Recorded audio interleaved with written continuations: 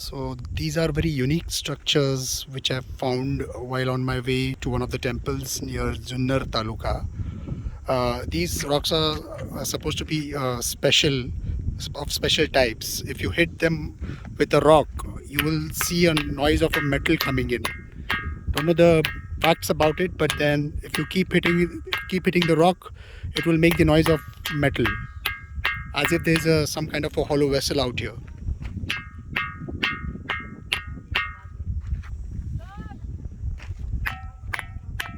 See, can you see this?